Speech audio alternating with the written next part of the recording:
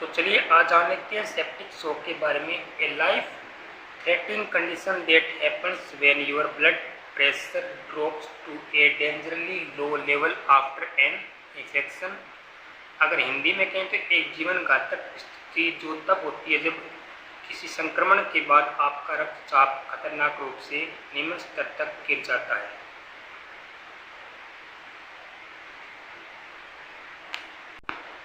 इसमें पहला है हमारा बैक्टीरिया, जैसा कि आप स्क्रीन पे देख पा रहे हो।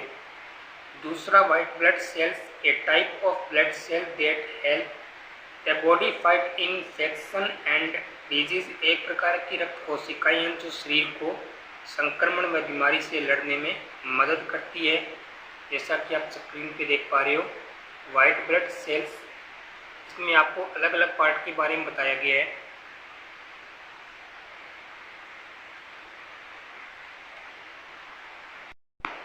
आगे देखिए साइटोकाइन्स की बात करते हैं। ये प्रोटीन होते हैं जो हमारे शरीर में संदेशवाहक के रूप में कार्य करते हैं, जैसा कि आपको पिक में दिखाया गया। ये अलग अलग पार्ट्स को संदेश भेजने का काम करते हैं, जैसा कि आप पिक में देख पा रहे हो।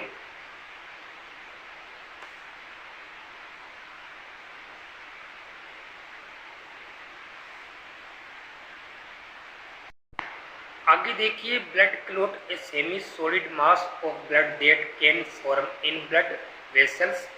रक्त का एक अर्ध ठोस द्रव्यमान होता है जो रक्त वाहिकाओं में बन सकता है, जैसा कि आप स्क्रीन पे देख पा रहे हो। अगर ये रक्त के थक्के रक्त को अवरुद्ध कर देते हैं, रक्त को आगे नहीं बढ़ने देते हैं, तो जीवन के लिए खतरा बन सकता है।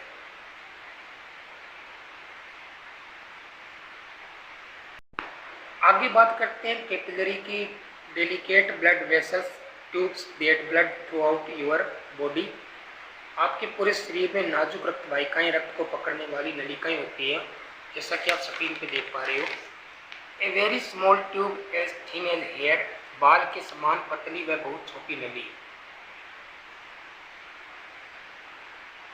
जैसा कि स्क्रीन पे दिखाया गया है। कैपिलरी के बारे में बताया गया है, वेन के बारे में बताया गया है, आर्टरी के बारे में बताया गया है। देखिए देश में 134 बार लग चुका है राष्ट्रपति शासन। जनता ब्यूरो नई दिल्ली 13 फरवरी। अनुच्छेद 356 के तहत क्या प्रावधान है, आप इसे पढ़ सकते हो। मैंने आपको ये कुछ अपडेट है जो नोट करके दी है, मैं आपको थोड़ा सा बता देता हूँ। राष्ट्रपति शासन लागू होने के बाद लोकसभा और राज्यसभा दोनों को 2 महीने के भीतर साधारण बहुमत से इसकी पुष्टि करनी होती है। संविधान के अनुसार राष्ट्रपति शासन को शासन द्वारा हर 6 महीने में नवीनीकृत किया जाना चाहिए। इसे राष्ट्रपति द्वारा किसी भी समय पर रद्द किया जा सकता है। और केंद्र शासित प्रदेशों में कुल 134 बार राष्ट्रपति शासन लगाया गया है।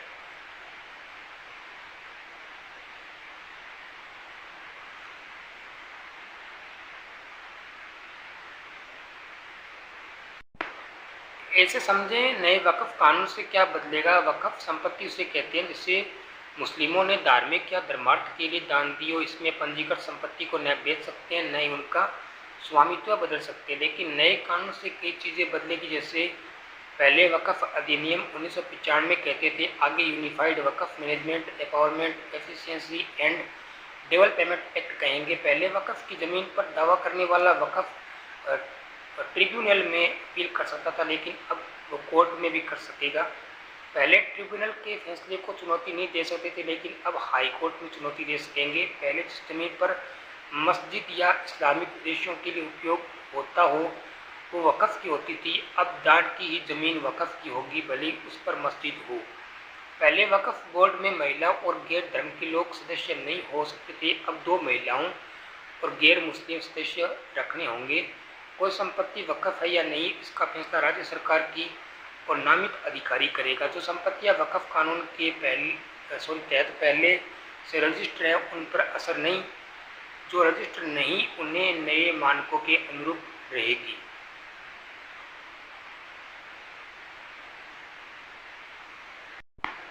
देखिए गोरखपुर से काफ़ी उदास कर देने वाली न्यूज़ है।